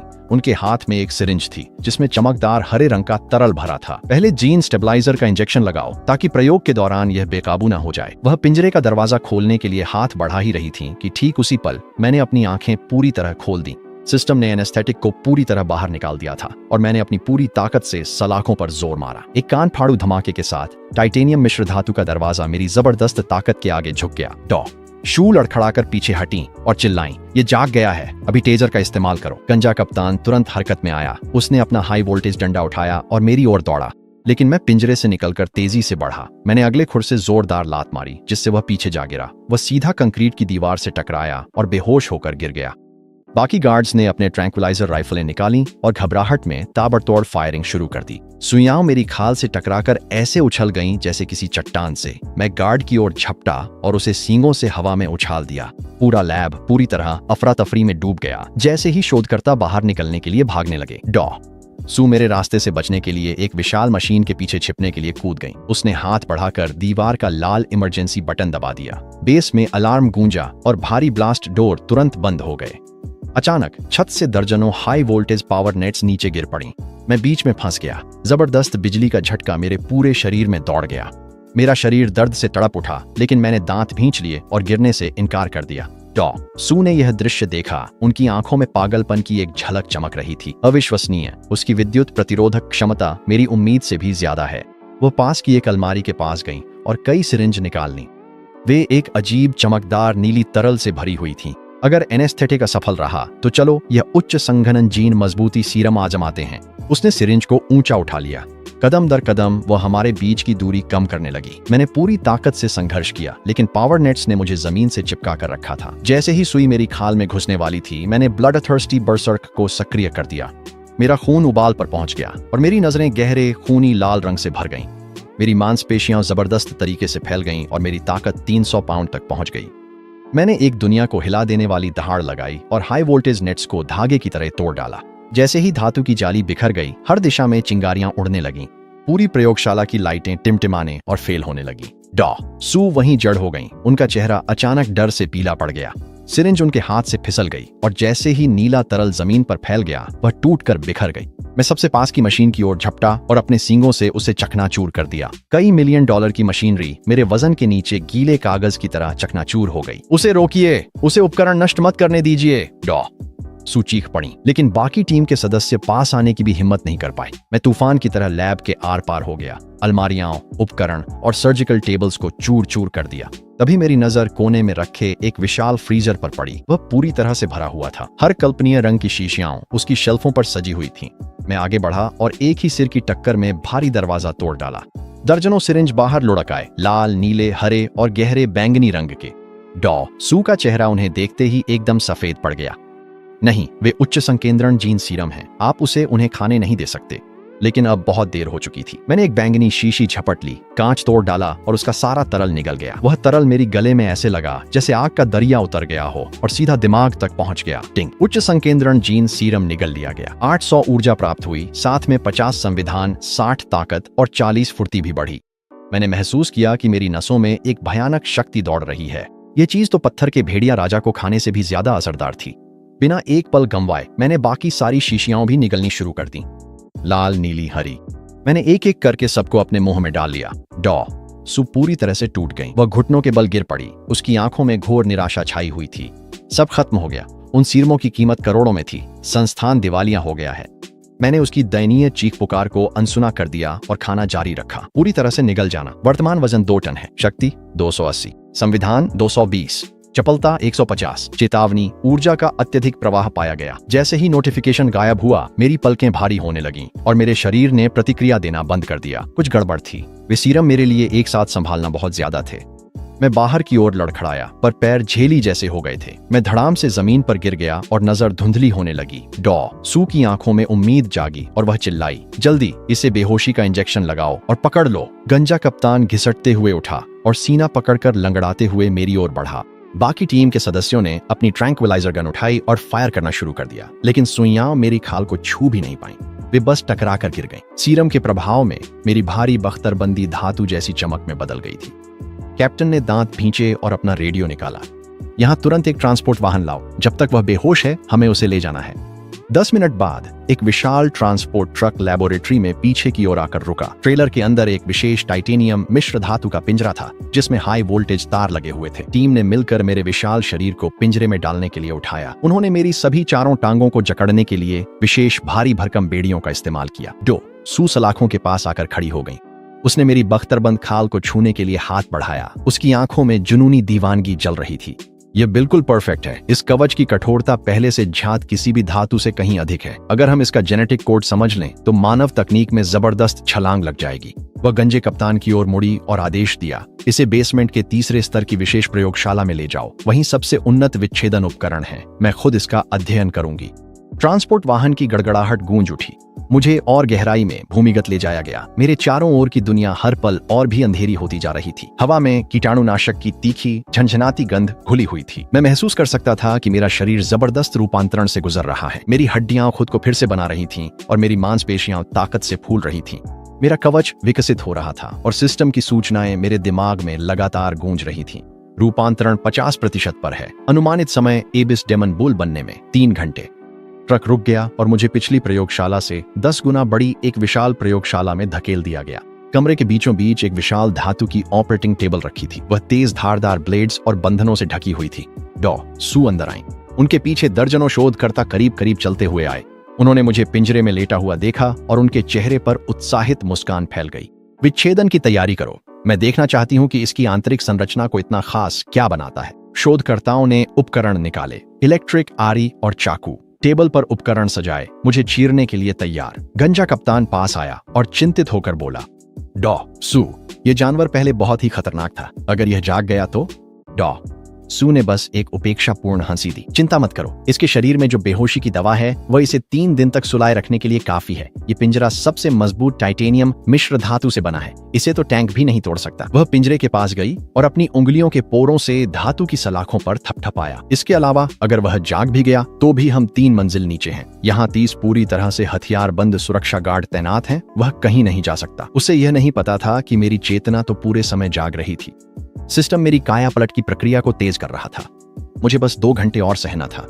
जैसे ही विकास प्रक्रिया पूरी हो जाएगी, यह टाइटेनियम का पिंजरा मुझे रोक नहीं पाएगा। मैंने अपनी आंखें बंद रखीं और पूरी तरह से स्थिर लेटा रहा, अपनी बेहोशी का नाटक करते हुए। सिस्टम की सूचनाएं लगातार मेरे दिमाग में गूंजती रहीं। मैं अपने शरीर की हर हड्डी को फिर से बनते हुए महसूस कर सकता था, जैसे मेरी मांसपेशियों की घनता अचानक बढ़ रही हो। सू पिंजरे के और करीब आई और टैबलेट से मुझे स्कैन किया। अजीब है, इसका शरीर का तापमान अभी भी बढ़ रहा है, इसकी दिल की धड़कन भी तेज हो रही है। ये कोमा जैसा नहीं लग रहा। वह उलझन में अपनी भौहें सिकोड़ने लगी। वह कप्तान की ओर मुड़ी और बोली, सावधानी के लिए इसे एक और बेहोशी का इंजेक्शन दे दो। गंजा कप्तान सिर हिलाते हुए एक बड़ी सी सिरिंज लेकर आगे बढ़ा। जैसे ही वह पिंजरे का ताला खोलने ही वाला था, अचानक मेरे दिमाग में सिस्टम की सूचना गूंज उठी। विकास पूर्ण हुआ। वर्तमान रूप एबिसल डेमन बुल, वजन 3000 पाउंड, ताकत 400, सहन शक्ति 350, फुर्ती 200। नई क्षमताएं अनलॉक हुई, विनाशकारी चार्ज, नरकीय रौंदना और भयावह गर्जना। मैंने अपनी आंखें झटके से खोल दी। मेरी पुतलियां रक्त लाल रोशनी से चमक उठी। कप्तान का हाथ डर के मारे कांप उठा और सिरिंज जमीन पर गिरकर खनक गई। मैंने एक गगनभेदी गर्जना की, जिसकी ध्वनि तरंगें हवा में एक भौतिक झटके की तरह फैल गईं। पूरा प्रयोगशाला जोरदार तरीके से कांपने लगी। ड्रेड रोअर सक्रिय हुआ, जिससे सीमा में मौजूद हर जीवित प्राणी शुद्ध आतंक की स्थिति में डूब गया। सू और उनके शोधकर्ता जमीन पर गिर पड़े। उनकी आंखें भय से फटी रह गईं। यहाँ तक कि कप्तान, जो एक पेशेवर गार्ड था, भी पीला पड़ गया और उसके पैर कांपने लगे। मैं झटके से खड़ा हो गया और भारी भरकम बेड़ियां ऐसे टूट गईं जैसे वे गीले कागज की बनी हों। मैं सलाखों से टकराया और टाइटेनियम मिश्र धातु का पिंजरा मरोड़ती धातु की तेज चीख के साथ गूंज उठा। जैसे ही धातु मुड़ने और टूटने लगी, सलाखों पर दरारें मकड़ी के जाले की तरह फैल गईं। सू यह दृश्य देख रही थीं। उनका दिमाग पूरी तरह से टूट चुका था। असंभव, ये तो टाइटेनियम मिश्र धातु है, वह इसे कैसे तोड़ सकता है? लेकिन हकीकत उसे एक बेरहम झटका देने वाली थी। पिंजरा टुकड़ों में फट गया और मैं मलबे से बाहर निकला, एक डरावना दबाव फैलाते हुए। अब मेरा शरीर पहले से एक पूरा आकार बड़ा हो गया था। मेरी भारी बख्तरबंदी गहरे ऑब्सीडियन काले रंग की हो गई थी, जिसमें एक भूतिया मंद चमक थी। मेरी रीढ़ की हड्डी पर हड्डी के कांटे 2 फुट लंबे बेजोड़ धारदार ब्लेड में बदल गए थे। यहाँ तक कि मेरी बेंत की शाखाएं भी मोटी हो गई थीं। उनके सिरे ठंडी घातक रोशनी के साथ चमक रहे थे। ऐसा महसूस हो रहा था जैसे अब मुझे कोई भी रक्षा भेदने से रोक नहीं सकता। गंजा कप्तान खुद को संभालते हुए खड़ा हुआ और कांपते हाथों से अपना रेडियो निकाला। सभी सुरक्षाकर्मी तुरंत बेसमेंट स्तर 3 पर पहुंचे। लक्ष्य बेकाबू हो गया है। दोहराता हूं, लक्ष्य बेकाबू हो गया है। जैसे ही लैब के दरवाजे खुले, 30 पूरी तरह से हथियारबंद गार्ड सबमशीन गन और रॉकेट लॉन्चर के साथ अंदर घुस आए। उनका नेतृत्व कर रहा था एक अधेड़ उम्र का आदमी, जो सुरक्षा बल का असली कमांडर था। जैसे ही उसने मुझे देखा, उसकी आंखों में एक पल के लिए हैरानी झलक गई, लेकिन उसने तुरंत ही खुद को संभाल लिया। सभी यूनिट्स ध्यान दें, बिना रुके फायर खोलें, किसी भी कीमत पर लक्ष्य को मार डालें। एक घने तूफान की तरह गोलियों की बौछार मुझ पर बरसने लगी, जो मेरी भारी बख्तरबंद पर आकर टकरा रही थी। चिंगारियां उड़ने लगीं, लेकिन विकास के बाद मेरी रक्षा कई गुना बढ़ गई थी। साधारण गोलियां मुझे खरोंच तक नहीं पहुंचा सकती थीं। मैंने सबसे नजदीकी गार्ड्स के समूह को निशाना बनाया और डेवास्टेटिंग चार्ज सक्रिय कर दिया। मैं एक बेकाबू टैंक बन गया, अपने रास्ते में आने वाली हर चीज और हर किसी को रौंदता चला गया। कई गार्ड दीवारों से टकराकर दूर जा गिरे और जैसे ही वे कंक्रीट से टकराए, बेहोश हो गए। कमांडर का चेहरा पीला पड़ गया और उसने तुरंत भारी रॉकेट्स के इस्तेमाल का आदेश दे दिया। 2 गार्ड्स ने अपने लॉन्चर उठाए और 2 रॉकेट सीधे मेरी छाती की ओर दाग दी। रॉकेट्स गरजते हुए मेरी ओर बढ़े। उनके पीछे आग की लपटें थीं, लेकिन मैं जरा भी नहीं डगमगाया। 2 जबरदस्त धमाके हुए और लपटों ने मुझे पूरी तरह निगल लिया। यह देखकर सू की आंखों में खुशी की एक झलक चमक उठी। लेकिन 1 सेकंड बाद मैं आग से बाहर निकल आया। मेरे शरीर पर एक भी खरोंच नहीं थी। अब मेरी भारी बख्तरबंदी इतनी मजबूत हो गई थी कि वह रॉकेट के सीधे हमले भी झेल सकती थी। कैप्टन पूरी तरह घबरा गया। उसने कभी इतना डरावना राक्षस नहीं देखा था। पीछे हटो, सब लोग अभी पीछे हटो। लेकिन अब उसके लिए बहुत देर हो चुकी थी। मैंने अपनी हेलस्ट्रेमर स्किल सक्रिय कर दी। मैंने पिछले पैरों पर खड़े होकर खुरों को जोर से पटका और धमाका हुआ। पूरी लैब हिल उठी और फर्श पर दरारें मकड़ी के जाले जैसी फैल गईं। मेरे खुरों से एक बड़ी शॉक वेव निकली। एक दर्जन से अधिक सुरक्षा गार्ड अपना संतुलन खो बैठे और जमीन पर गिर पड़े। मैंने इस मौके का फायदा उठाया, आगे बढ़ा और अपने सींगों से एक गार्ड को हवा में उछाल दिया। मैंने अपने भारी खुरों से एक और गार्ड को कुचल दिया। मैंने तीसरे को अपनी हड्डियों की नोकों से भेद डाला। मिनटों में मैंने आधे से अधिक दस्ता गिरा दिया। बचे हुए लोग टूट गए, हथियार फेंक जान बचाकर भागने लगे। कप्तान ने अपने आदमियों को छोड़ दिया और बेतहाशा बाहर की ओर भागने लगा। मैं उसे भागने नहीं देना चाहता था, इसलिए मैं तेजी से आगे बढ़ा और दरवाजे को घेर लिया। कप्तान ने मेरी ओर देखा और जैसे ही मैंने उसे अपने सींगों से भेदा, उसने निराशा में अपनी आंखें बंद कर लीं। मैंने उसे दीवार से दे मारा और वह तुरंत बेहोश हो गया। अब केवल डॉ, सू और कुछ शोधकर्ता ही बचे थे जो फर्श पर कांप रहे थे। मैं डॉसू की ओर बढ़ा। मेरी आंखों में हत्या की तीव्र इच्छा जल रही थी। इस औरत ने मुझे चीर फाड़ने की योजना बनाई थी। उसने लगभग मेरी जान ले ली थी। डॉ सू मेरी ओर देख रही थी। उसकी आंखों से आंसू लगातार बह रहे थे। कृपया मुझे जाने दो, मैं फिर कभी ऐसा नहीं करूंगी, वह गिड़गिड़ाई। मैंने कुछ लंबी सेकंडों तक उसकी ओर देखा। आखिरकार मैं मुड़ा और लैब के अंदर और गहराई में चला गया। उसे अभी मार देना बहुत आसान होता। उसके जीवन भर के काम को बिखरते देखना ही असली सजा है। मैंने तबाही मचानी शुरू कर दी। नजर आने वाले हर हाईटेक उपकरण को तोड़ डाला। मैंने उन कीमती प्रयोगात्मक नमूनों को अपने खुरों से कुचलकर लहूलुहान कर दिया। तभी मैंने उसे देखा। कोने में एक विशाल कांच का बाड़ा था जिसमें तरह तरह के उत्परिवर्तित जीव भरे हुए थे। उत्परिवर्तित सांप, चूहे और यहाँ तक कि एक काला भालू भी मुझे डर और लालसा के मिले जुले भाव से घूर रहे थे। मैं वहां गया और एक ही लात में कांच तोड़ डाला। वे तुरंत बाहर निकल आए, आजादी की बेताब कोशिश में इधर उधर भागने और रेंगने लगे, लेकिन उत्परिवर्तित काला भालू नहीं भागा। इसके बजाय उसने सिर झुकाकर समर्पण कर दिया। भालू जमीन पर चित लेट गया। उसकी आंखों में खौफ था। मैंने उसे गौर से देखा। यह जानवर विशाल था। वजन करीब आधा टन था और शरीर मजबूत मांसपेशियों से ढका था। ऐसा लग रहा था जैसे लैब ने इसमें ढेर सारे प्रयोगात्मक सीरम भर दिए हों। मैंने हल्की सी गुर्राहट निकाली और काला भालू तुरंत मेरे पीछे पीछे चलने लगा। मैंने लैब के पिछले हिस्से की ओर देखा, सोचने लगा कि उन कमरों में और क्या छुपा हो सकता है। भालू को साथ लेकर मैं तबाही मचाता हुआ एक के बाद एक दरवाजे तोड़ता चला गया। आखिरकार मैं सुविधा के सबसे गहरे हिस्से तक पहुंच गया। पहले दरवाजे पर कोर एनर्जी वॉल्ट लिखा हुआ था। मैंने दरवाजे को लात मारकर खोला और अंदर का दृश्य देखकर मैं स्तब्ध रह गया। कमरा विशाल संवर्धन टैंकों से भरा हुआ था, जिनमें से हर एक में अलग अलग रंगों के चमकते हुए ऊर्जा क्रिस्टल थे। इन क्रिस्टलों में वह शक्ति थी जो अब तक मैंने जितने भी सीरम लिए थे उनसे कहीं अधिक थी। उच्च शुद्धता वाली ऊर्जा स्रोत का पता चला है। सिफारिश: वर्तमान रूप की सीमाओं को तोड़ने और उच्च स्तर पर विकसित होने के लिए तुरंत सेवन करें। मैंने एक पल के लिए भी हिचकिचाहट नहीं दिखाई। मैं आगे बढ़ा और अपने सींगों से पहला टैंक तोड़ डाला। एक नीला क्रिस्टल बाहर लुढ़क आया और मैंने उसे पूरा निगल लिया। वह तुरंत पिघल गया और मेरे भीतर शक्ति की एक भयानक लहर दौड़ गई। उच्च शुद्धता वाला क्रिस्टल सेवन किया गया। प्लस 2000 ऊर्जा अंक, प्लस 80 ताकत, प्लस 100 सहन शक्ति, प्लस 60 फुर्ती। मेरे शरीर की हर कोशिका खुशी से चिल्ला रही थी। मैंने नजर में आने वाले हर टैंक को तोड़ना शुरू कर दिया। लाल, हरा, बैंगनी, सुनहरा। सिस्टम की सूचनाएं पागलों की तरह बजने लगीं। वर्तमान वजन 3500 पाउंड। आंकड़े: ताकत 580, सहन शक्ति 550, फुर्ती 320। ऊर्जा अधिभार का पता चला है। द्वितीयक विकास शुरू किया जा रहा है। मेरी भारी बख्तरबंदी में दरारें पड़ने लगीं और उन दरारों से एक नई परत उगने लगी। मेरी हड्डियां और घनी हो गईं, मेरी खाल और कठोर हो गई और मेरी रीढ़ के साथ लगी हड्डी की नोकें लंबी होने लगीं। वे 3 फीट लंबी हो गईं, हर एक गहरे लाल प्रकाश में चमक रही थी। मेरे सींग और भी अधिक बढ़ गए, 5 फीट तक फैल गए और एक आदमी की जांघ जितने मोटे हो गए। अचानक लैब के अलार्म तेजी से बजने लगे और डॉसू की हिस्ट्रिकल आवाज इंटरकॉम पर गूंज उठी। वह आत्मविनाश अनुक्रम शुरू कर रहा था। अगर वह मुझे नहीं रख सकता था तो वह मुझे अपने साथ ले डूबेगा। सुविधा हिलने लगी, लाल बत्तियां चमकने लगीं और पूरी तरह से विनाश के लिए 10 मिनट की उलटी गिनती शुरू हो गई। मेरा दिल मेरी पसलियों से टकराने लगा। मुझे यहाँ से जल्दी निकलना था। मैं घूमकर बाहर की ओर दौड़ा और काला भालू मेरे ठीक पीछे था। मैं लैब के प्रवेश द्वार तक पहुंचा, लेकिन वहां कैप्टन एट और उनकी बची हुई सुरक्षा टीम रास्ता रोके खड़ी थी। वे भारी मशीनगनों और फ्लेम थ्रोअर्स से लैस थे।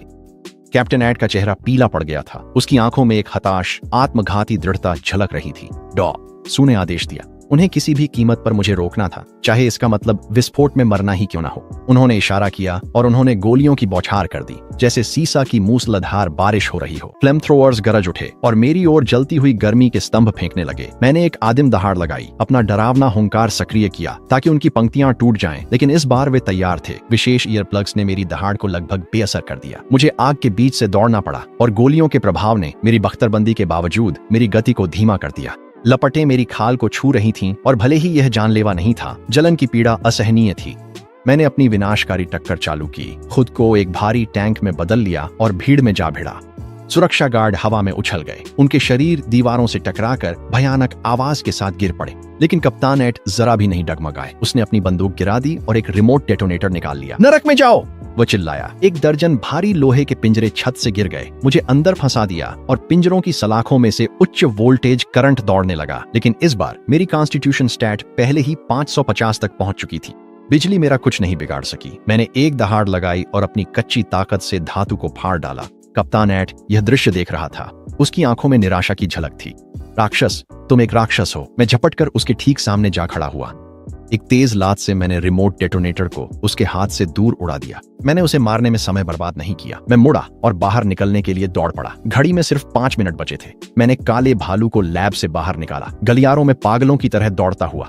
लेकिन इस रिसर्च इंस्टीट्यूट का नक्शा तो एक बुरा सपना था। हर मोड़ या तो किसी और रास्ते में बदल जाता था या फिर बंद रास्ते पर ले जाता था। मैं एक के बाद एक दरवाजा तोड़ता गया, जब तक कि आखिरकार मुझे सतह की ओर जाने वाली लिफ्ट नहीं दिख गई। लिफ्ट पहले से ही बंद थी, इसलिए सीढ़ियां ही मेरा एकमात्र विकल्प बची थीं। मैं सीढ़ियों की ओर दौड़ा, चारों हाथ पैरों पर चढ़ता हुआ। पीछे भालू हाँफता हुआ आ रहा था। 3 मिनट बाकी थे। मैंने अपनी रफ्तार की हदें पार कर दी और आखिरकार पहली मंजिल पर पहुंच गया। मुख्य निकास एक विशाल मजबूत मिश्र धातु के गेट से पूरी तरह बंद था।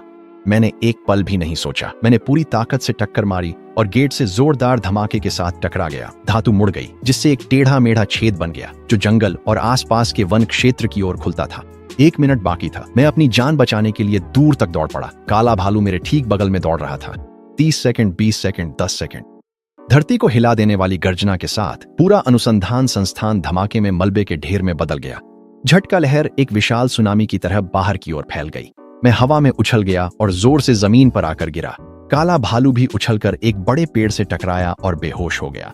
वह जगह आग के समुद्र में बदल गई थी। घना धुआं सब कुछ छुपा रहा था। डॉ, शू, कैप्टन एट और वे सभी सुरक्षा गार्ड शायद धमाके में दब गए थे। मैं जोर जोर से सांस ले रहा था। मेरा पूरा शरीर घावों से भरा था, लेकिन मेरी आंखों में उत्साह की चमक थी। मैं बच गया था और अब पहले से कहीं ज्यादा मजबूत था। मेरे दिमाग में सिस्टम की सूचना की घंटी बजी। संस्थान से सफलतापूर्वक भाग निकले। उपलब्धि अनलॉक हुई। JD survival. वर्तमान वजन 3500 पाउंड, ताकत 580, सहन शक्ति 550, फुर्ती 320। एबिसल मैजिक बुल की चरम अवस्था प्राप्त हुई। सुझाव, अपनी सीमाओं को तोड़ने के लिए और भी मजबूत विरोधियों को खोजें। मैंने दूर फैली पहाड़ी श्रृंखला की ओर देखा। मेरी आंखों में हल्की सी मुस्कान चमक उठी। अब इंसानी हथियार मुझे रोक नहीं सकते। अब वक्त आ गया है यह देखने का कि जंगल के भीतर क्या छुपा है। मैं बेहोश भालू को लेकर लंगड़ाते हुए घने जंगल में घुस गया। मेरे घावों से खून बह रहा था, जबकि सिस्टम मेरी रिकवरी को तेज कर रहा था। करीब आधा घंटा चलने के बाद काला भालू आखिरकार हिलने डुलने लगा। उसने कृतज्ञता से भरी आंखों से मेरी ओर देखा। साफ था कि वह जानता था कि मैंने ही उसकी जान बचाई है। मैंने हल्की सी दहाड़ लगाई, उसे इशारा किया कि वह मेरे पीछे चले और आगे बढ़ता रहा। फिर सिस्टम की सूचना दोबारा गूंज उठी। एक नोटिफिकेशन पॉपअप हुआ। 3 किलोमीटर आगे उच्च ऊर्जा जैविक समूह का पता चला है। सुझाव है कि होस्ट तुरंत शिकार के लिए आगे बढ़े। मेरी आंखें चमक उठीं और मैंने अपनी रफ्तार बढ़ा दी। हर कदम के साथ खून की गंध और गाढ़ी होती जा रही थी। आखिरकार मैं एक खुली जगह पर पहुंचा और मेरे सामने का दृश्य हैरान कर देने वाला था। जमीन पर हर तरफ लाशें बिखरी थीं। हिरण, जंगली सूअर, भेड़िए और यहाँ तक कि कुछ भालू भी। कत्लेआम के बीचों बीच 7 या 8 विशाल उत्परिवर्तित जानवर खड़े थे। उनका नेता एक विशालकाय उत्परिवर्तित बाघ था, जिसकी मांसपेशियां गठीली और आंखें हरी चमक रही थीं। 2 तेंदुए उसके साथ थे, एक जंगली सूअर और कई भेड़िए भी शामिल थे। ये जानवर एक संगठित गिरोह थे जो इसी इलाके में शिकार करते थे। उत्परिवर्तित बाघ ने मुझे देख लिया। उसकी आंखों में एक पल के लिए सतर्कता की झलक आई। उसने एक धीमी गुर्राहट निकाली और बाकी जानवर तुरंत मुझे घेरने के लिए फैल गए। मैंने अपनी पूंछ झटक दी। उनकी संख्या से बिल्कुल भी प्रभावित नहीं हुआ। वे दूसरों के लिए खतरनाक हो सकते थे, लेकिन मेरे लिए वे सिर्फ शिकार थे। बाघ ने सबसे पहले झपट्टा मारा, बिजली की तरह मेरी गर्दन की ओर लपका। मैं एक तरफ हट गया और अपनी पूरी ताकत से अपने सींग उसके पेट की ओर घुमा दी। जानवर ने हवा में ही अपने शरीर को मोड़ लिया और मुश्किल से घातक वार से बच गया, लेकिन मेरे सींगों ने फिर भी उसकी बगल में गहरी चोट कर दी और वह तुरंत शुद्ध घबराहट के साथ पीछे हट गया। दोनों तेंदुओं ने इस मौके का फायदा उठाया और मेरी बगल से झपट पड़े। उनके पंजे मेरी आंखों की ओर निशाना साधे हुए थे। मैंने अपना शरीर घुमा दिया और अपनी रीढ़ पर उभरे नुकीले हड्डी के कांटों से उनका सामना किया। मैंने उसके सिर पर जोरदार लात मारी। हड्डी टूटने की आवाज गूंजी और सूअर तुरंत ढेर हो गया। सिर्फ कुछ ही सेकंड में मैंने 2 उत्परिवर्तित जीवों को पहले ही गिरा दिया था। बाकी बचे उत्परिवर्तित भेड़िए यह सब देख रहे थे, डर के मारे कांप रहे थे और आगे बढ़ने की हिम्मत नहीं कर रहे थे। उत्परिवर्तित बाघ की आंखों में शुद्ध क्रोध की एक चमक भड़क उठी। उसने 2 लंबी दहाड़ें लगाईं। जैसे ही उसका शरीर फूलने लगा, यह जानवर वास्तव में पागल होना जानता था। बाघ और भी बड़ा हो गया। उसकी ताकत और रफ्तार एक नए स्तर पर पहुंच गई। वह फिर से मुझ पर झपटा, इतनी तेजी से कि मेरी आंखों के लिए वह लगभग धुंधला सा दिख रहा था। उसके नुकीले पंजों ने मेरी कवच में 3 गहरे निशान छोड़ दिए जो लगभग मेरी त्वचा तक पहुंच गए थे। मैं दर्द से पीछे हट गया। मेरी नजर गंभीर हो गई क्योंकि मुझे एहसास हुआ कि इस जानवर के पास सच में ताकत है। बाघ ने अपना फायदा उठाया। उसके पंजे और दांत मुझ पर लगातार तूफान की तरह बरसने लगे। मैं इसे और लंबा नहीं खींच सकता था। मुझे यह लड़ाई तुरंत खत्म करनी थी। मेरी आंखें खून जैसी लाल हो गईं जब मेरी ताकत अपनी मूल सीमा से 800 गुना बढ़ गई। मैंने एक गगनभेदी गर्जना की और अपना विनाशकारी हमला शुरू किया। बाघ की प्रतिक्रिया से भी तेज गति से आगे बढ़ा। मैं एक जोरदार धमाके के साथ उस जानवर से टकराया जिससे वह उड़ता हुआ गया और एक विशाल पेड़ के तने को तोड़ दिया। म्यूटेटेड बाघ ने एक तीखी, दर्द भरी चीख निकाली और बेतहाशा उठने की कोशिश करने लगा। वह मेरे सींगों को हिला नहीं सका, इसलिए मैंने उसे जोर से झटका दिया और फिर से जमीन पर पटक दिया।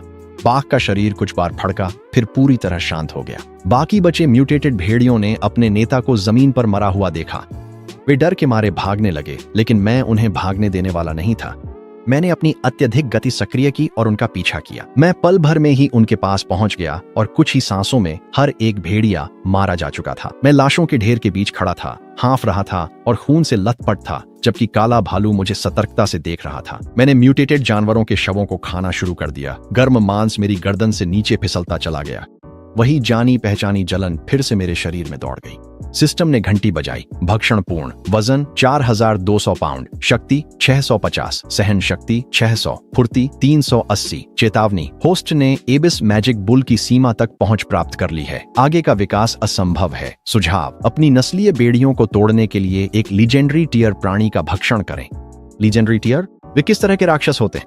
सिस्टम ने कोई जवाब नहीं दिया, लेकिन एक छवि मेरे दिमाग में झलक गई। वह एक और भी गहरा जंगल था जिसमें प्राचीन ऊंचे ऊंचे पेड़ और घना दमघोंटू कोहरा फैला हुआ था। उस धुंध के भीतर मैं विशाल आकृतियां देख सकता था जो डरावना दबाव फैला रही थीं।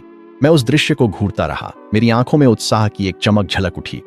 ऐसा लग रहा था कि असली चुनौती अब शुरू ही हुई है। इसी समय दूर से हेलीकॉप्टर के पंखों की गर्जना हवा को चीरती हुई सुनाई दी। मैंने ऊपर देखा तो 3 गनशिप्स रिसर्च इंस्टीट्यूट के लोगों के साथ मेरी ओर बढ़ती दिखीं। तो शू बच गए और वे अपने साथ मदद भी लेकर आए थे। हेलीकॉप्टर के लाउडस्पीकर पर उनकी उन्मादी आवाज गूंज उठी। तुम दैत्य, तुमने मेरी लैब तबाह कर दी और मेरे आदमी को मार डाला।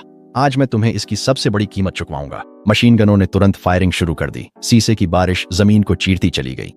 मैं एक विशाल पेड़ के पीछे कूद गया। काला भालू भी मेरे साथ आ गया, लेकिन भारी गोलीबारी हमारी ओट को चिथड़े चिथड़े कर रही थी। मैंने दांत भींचे और एक बड़े शिलाखंड की ओर दौड़ पड़ा। मैंने अपने सींग उस चट्टान के नीचे फंसा दिए और अपनी पूरी ताकत से उसे उठाया। मैंने सबसे नजदीकी हेलीकॉप्टर पर निशाना साधा। मैंने अपनी सारी ताकत उस फेंक में झोंक दी। वो विशाल चट्टान तोप के गोले की तरह हवा में लपकी। पायलट को पलक झपकाने तक का समय नहीं मिला और चट्टान सीधे कॉकपिट में जा टकराई। एक कान फोड़ू धमाका आसमान में गूंज उठा जब गनशिप आग के गोले में बदलकर नीचे गिरने लगी। बाकी 2 हेलीकॉप्टर घबरा गए और मेरी पहुंच से बाहर रहने के लिए तेजी से ऊपर उठ गए। सू की आवाज फिर से लाउडस्पीकर पर गूंज उठी। उसकी आवाज में शुद्ध डर और अंधे क्रोध का मिश्रण कांप रहा था। वह अपने पायलटों पर चिल्लाया कि वे मुझे मिसाइलों से टुकड़े टुकड़े कर दें। उसके वाक्य पूरा करने से पहले ही दोनों हेलीकॉप्टरों ने फायरिंग शुरू कर दी। 4 मिसाइलें एक साथ मेरी ओर दौड़ पड़ी। उनके एग्जॉस्ट ट्रेल्स हवा को चीरते हुए मेरी सटीक स्थिति पर लॉक हो गए। मैंने तुरंत अपनी तेज गति सक्रिय की और एक ओर झपट पड़ा। 4 जबरदस्त धमाकों ने एक साथ जमीन को हिला दिया। आग की एक दीवार ने उस जगह को निगल लिया जहां मैं खड़ा था और दर्जनों मीटर तक सब कुछ समतल कर दिया। मैं एक और नुकीली चट्टान के पीछे झुक गया, धूल से ढका हुआ लेकिन चमत्कारिक रूप से सुरक्षित था। लेकिन वे रुक नहीं रहे थे। एक और 4 मिसाइलें पहले ही आ रही थीं। मैंने अपना होंठ काट लिया। मैं बस यूं ही बचता नहीं रह सकता था, मुझे उन्हें गिराना ही था। मैंने अपने बगल में खड़े काले भालू की ओर देखा। मेरे दिमाग में एक योजना बनने लगी। मैंने धीरे से गुर्राकर भालू को अपनी पीठ पर चढ़ने का इशारा किया। बिना कुछ समझे उसने तुरंत मेरी बात मान ली। मैं भालू को बाहर खींचकर नजदीकी ऊंचे पेड़ की ओर दौड़ा। हेलीकॉप्टर की मशीनगनें बरसने लगीं। मेरी खाल से टकराकर गोलियां चिंगारियां छोड़ने लगीं। मैं घेराबंदी इंजन की तरह तने से टकराया जिससे जमीन और जड़ें हिल उठीं। मैंने अपने सींगों को लकड़ी में गहराई तक घुसा दिया ताकि सहारा मिल सके। एक जबरदस्त जोर के साथ जड़ें टूट गईं और पूरा पेड़ झुकने लगा। मैंने गिरते हुए इस विशालकाय पेड़ को सीधे एक हेलीकॉप्टर की ओर निशाना लगाया। पायलट ने खतरा भांप लिया और बेतहाशा बचने की कोशिश की, लेकिन वह बहुत धीमा था। वो विशाल पेड़ गनशिप पर गिर पड़ा, रोटर टूट गए और हेलीकॉप्टर घूमता हुआ गिरने लगा। वह जमीन से टकराया और आग के एक स्तंभ में बदल गया। डॉ सू अब साफ तौर पर डर चुके थे। उनकी आवाज फिर से स्पीकरों में गूंज उठी। वह लगभग रो ही पड़े थे। पीछे हटो, वहां से निकल जाओ, इस जानवर को मारा नहीं जा सकता। आखिरी बचा हुआ हेलीकॉप्टर मुड़ गया और वहां से भागने की कोशिश करने लगा। मैं उसे भागने नहीं देना चाहता था, इसलिए मैं भालू को साथ लेकर एक और पेड़ की ओर दौड़ पड़ा। मैंने वही प्रक्रिया दोहराई, अपना पूरा वजन तने पर डाल दिया। पेड़ गिर गया, लेकिन इस बार पायलट ने जल्दी प्रतिक्रिया दी और मुश्किल से टकराने से बच गया। जैसे ही मेरा दिल बैठने लगा, काला भालू अचानक मेरी पीठ से कूद गया। उसने हवा में एक मोटी शाखा पकड़ ली और उसकी गति का इस्तेमाल आगे झूलने के लिए किया। मेरी हैरानी की बात थी कि वह सच में हेलीकॉप्टर पर कूदने में कामयाब हो गया। काले भालू का वजन 1000 किलोग्राम से भी ज्यादा था। हेलीकॉप्टर तुरंत अपना संतुलन खो बैठा और जोर जोर से डगमगाने लगा। पायलट ने बेतहाशा कोशिश की कि विमान को स्थिर रख सके, लेकिन भालू पहले ही केबिन के बाहर रेंग चुका था और अपने पंजों से कांच तोड़ रहा था। कॉकपिट की खिड़की लाखों टुकड़ों में बिखर गई। भालू ने पायलट के चेहरे पर झपट्टा मारा, जिससे वह चीख पड़ा और कंट्रोल छोड़ दिए। गनशिप जमीन से टकरा गई और एक विशाल आग के गोले में फट गई। भालू टकराने से ठीक पहले कूद गया। वह घायल तो दिख रहा था, लेकिन अब भी खड़ा था। मैं उसके पास गया और उसकी चतुराई के इनाम स्वरूप अपनी थूथन से उसे हल्के से धक्का दिया। डिंग! सशस्त्र हेलीकॉप्टर नष्ट किए गए। 500 ऊर्जा अंक प्राप्त हुए। मानव बलों को खदेड़ दिया गया। उपलब्धि अनलॉक हुई। मैंने तीनों हेलीकॉप्टरों के जलते मलबे को घूरा। मेरी आंखों में एक ठंडी चमक छिलमिलाई। मानव हथियार शक्तिशाली हैं, लेकिन पूर्ण शक्ति के सामने वे कुछ भी नहीं हैं। उसी समय दूर से एक और इंजन की गर्जना गूंज उठी। एक विशाल बख्तरबंद वाहन हमारी ओर बढ़ रहा था। उसकी भारी ऑटो कैनन मेरी छाती की ओर तनी हुई थी। हैच खुला और कप्तान बैलियन बाहर निकले, पिछली धमाके से पट्टियों में लिपटे हुए। उसने मुझे शुद्ध, बिना मिलावट वाली नफरत से घूरा और थूकते हुए बोला, तू जानवर है, तूने मेरे भाइयों को मार डाला और आज मैं तुझे इसकी सजा दूंगा। उसने एक रिमोट कंट्रोल दबाया और बख्तरबंद वाहन की ऑटो कैनन गरज उठी। गोले ओलों की तरह बरसने लगे, हर एक में विनाशकारी शक्ति भरी थी। मैं बेतहाशा बचने की कोशिश कर रहा था, लेकिन गोलों का धमाका क्षेत्र बहुत ही बड़ा था। एक गोला ठीक मेरे बगल में फटा और जबरदस्त झटका मुझे हवा में उड़ा ले गया। मैं जोर से जमीन पर आकर गिरा। मेरी प्राकृतिक कवच पर कई गहरी दरारें फैल गईं। इस बख्तरबंद वाहन की मारक क्षमता हेलीकॉप्टरों से भी ज्यादा डरावनी थी। मैं संघर्ष करते हुए उठ खड़ा हुआ। गिरा रहना मैंने स्वीकार नहीं किया। मेरी आंखों में एक निर्मम चमक कौंध गई। अगर मैं बच नहीं सकता तो सीधे आमना सामना करूंगा। मैंने रक्त पिपासु उन्माद सक्रिय किया। मेरी आंखें खून जैसी लाल हो गईं और मेरी ताकत 900 तक बढ़ गई। एक गगनभेदी गर्जना के साथ मैंने विनाशकारी प्रहार शुरू किया और सीधे बख्तरबंद वाहन की ओर दौड़ पड़ा। कैप्टन बैलियन का चेहरा मुझे अपनी ओर दौड़ते देख पीला पड़ गया। उसने तुरंत चीखते हुए गोलाबारी की दर बढ़ाने का आदेश दिया। तोपें पागलों की तरह दागने लगीं। गोले मुझ पर मूसलधार बारिश की तरह बरसने लगे। मैं गोलियों की बौछार को चीरता हुआ आगे बढ़ता गया। हर कदम के साथ मेरी बख्तरबंद पर दरारें और फैलती गईं। ताजा खून मेरी शल्कों के बीच से रिसने लगा, लेकिन मैंने रुकना नहीं चुना। इसके बजाय मैंने खुद को और तेज दौड़ने के लिए झोंक दिया। 100 मीटर, 50 मीटर, 30 मीटर। कैप्टन बैलियन आखिरकार घबरा गया और हैच के अंदर वापस घुसने की कोशिश करने लगा, लेकिन अब बहुत देर हो चुकी थी। मैं भयानक ताकत के साथ बख्तरबंद वाहन से टकराया, जिससे वह विशाल मशीन पूरी तरह पलट गई। बख्तरबंद वाहन हवा में पलटता हुआ जमीन पर आ गिरा। उसका ढांचा मरोड़कर बुरी तरह बिगड़ गया। कैप्टन बैलियन दूर जा गिरा, जमीन पर अपने ही खून में लथपथ। मैं उसके पास गया और नीचे झुककर देखा। मेरी परछाई उसके टूटे हुए शरीर पर छा गई। वह मुझे घूरता रहा। उसकी आंखों में केवल डर और निराशा डूबी हुई थी। तुम एक राक्षस हो, वह हांफते हुए बोला। मैंने कोई जवाब नहीं दिया। मैंने बस अपना अगला खुर उठाया और उसे जोर से मलबे पर पटक दिया। धातु चीखने और कराहने लगी जब मैंने वाहन को कुचलकर कबाड़ बना दिया, जिससे अंदर का गोला बारूद फट गया। एक जबरदस्त विस्फोट हवा में गूंज उठा, जिससे बख्तरबंद ट्रांसपोर्ट आग के गोले में बदल गया। उस धमाके की लहर ने कैप्टन बैलियन को फिर से उड़ा दिया और उसका अंजाम अनजान रह गया। मैं खंडहरों के बीच खड़ा था, हांफता हुआ। मेरा शरीर ताजे घावों से ढका हुआ था, लेकिन मेरी आंखों में जीत का जोश जल रहा था। अब पारंपरिक भारी हथियार भी मुझे रोक नहीं सकते थे। सिस्टम की सूचना मेरे दिमाग में गूंज उठी। भारी बख्तरबंद वाहन नष्ट किया गया। 800 उच्च ऊर्जा अंक प्रदान किए गए। वर्तमान वजन 4500 पाउंड, शक्ति 700, सहन शक्ति 650, फुर्ती 400। होस्ट इस क्षेत्र का सर्वोच्च शिकारी बन गया है। सुझाव और गहराई में जंगल की ओर बढ़ें। मैंने दूर की पर्वत श्रृंखला की ओर देखा जहां धुंध घूम रही थी और एक डरावना दबाव बना हुआ था। अब समय आ गया था ये देखने का कि वहां और क्या है। मैंने काले भालू को युद्ध क्षेत्र से दूर ले जाकर जंगल के केंद्र की ओर कूच किया। सिस्टम की मदद से मेरी चोटें भरने लगीं और मेरी कवच की दरारें भी धीरे धीरे जुड़ने लगीं। पशु फार्म खंडहर में बदल चुका था। वहां घास फूस उगाई थी और सड़न ने सब कुछ घेर लिया था। पूरा स्थान सुनसान पड़ा था। मैं उसी बाड़े के पास गया जहां मुझे कभी बंद किया गया था। घास अब भी वहां थी, लेकिन वह बहुत पहले ही सड़ चुकी थी। उसी समय एक आवाज ने सन्नाटा तोड़ दिया। मैंने दूर से एक छोटी लड़की की आवाज सुनी, पापा देखो, वहां एक बहुत बड़ी गाय है। मैंने मुड़कर देखा तो फार्म के प्रवेश द्वार पर हट्टा कट्टा आदमी डुओं डुओं का हाथ पकड़े खड़ा था।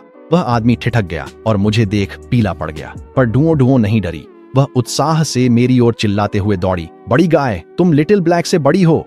वह आदमी भूत देखने जैसा लगा और डुओं डुओं को पीछे खींचते हुए चिल्लाया, डुओं डुओं दूर रहो, वह साधारण गाय नहीं है। वह अपनी बात पूरी नहीं कर पाया क्योंकि उसने देखा कि मैं सीधे उसकी ओर देख रहा हूं। मैं धीरे धीरे और जानबूझकर उनकी ओर बढ़ने लगा। उस आदमी के पैर जवाब दे गए और वह गिर पड़ा, डुओं डुओं को अपनी पीठ के पीछे छुपाते हुए। कृपया, वह गिड़गिड़ाया, मेरी बेटी को छोड़ दो। अगर किसी को मारना है तो मुझे मारो। उसकी आवाज कांप रही थी। उसकी आंखों में केवल डर ही डर था।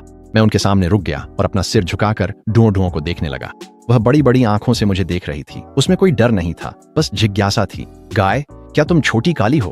तुम इतनी बड़ी कैसे हो गई? उसने अपना नन्हा हाथ बढ़ाया, मेरी नाक छूने की कोशिश की। आदमी ने घबराकर उसका हाथ पकड़ लिया, डरते हुए कि मैं अभी हमला कर दूंगा। मैंने डुओं डुओं को देखा। याद आया कैसे उसने मुझे न मारने की मिन्नतें की थीं। वही एक थी जिसने मुझ पर दया दिखाई। मैं झुककर उसके नन्हे हाथ को सूंघने लगा। फिर मैं मुड़कर चल दिया। वह आदमी स्तब्ध था। उसे यकीन नहीं था कि मैं उसे जीवित छोड़ रहा हूं। छोटी काली, क्या सच में तुम ही हो? मेरे पीछे से उसकी आवाज कांपती हुई आई जब उसने पूछा। बिना पीछे मुड़े मैं काले भालू को और दूर ले गया। अब मैं वह बेबस पालतू नहीं रहा। फार्म से दूर निकलते ही मेरी चाल तेज हो गई और सिस्टम की आवाज गूंजी, चेतावनी, 10 किलोमीटर आगे शक्तिशाली ऊर्जा में उतार चढ़ाव पाया गया है। पौराणिक जीव की पहचान हुई है। मेरी आंखें उत्साह से चमक उठीं। मैं तुरंत उसी दिशा में दौड़ने लगा। जितना आगे बढ़ता गया, हवा उतनी ही भारी और दबाव से भरी होती गई। मेरे पीछे चल रहा काला भालू बुरी तरह कांपने लगा। उसे साफ साफ आगे छुपे हुए घातक खतरे का आभास हो गया था। मैंने उसे वहीं रुकने का इशारा किया और अकेले ही यात्रा जारी रखी। आखिरकार मैं एक विशाल खुले मैदान में पहुंच गया। यहाँ एक भी घास का तिनका नहीं उगा था। जमीन जली हुई काली थी और हवा में गंध थी गंधक की। बीच में एक राक्षस पड़ा था, एक 30 मीटर लंबा अजगर जो पानी के ड्रम जितना मोटा था और पूरी तरह काले तराजुओं से ढका हुआ था। मैं उस विशाल अजगर को घूर रहा था। मेरा दिल तेजी से धड़कने लगा। इस जानवर से निकलने वाला दबाव अब तक महसूस किए गए किसी भी दबाव से कहीं ज्यादा था, लेकिन मैं पीछे नहीं हटा। इसके बजाय मेरी आंखों में उत्साह की एक चमक आ गई।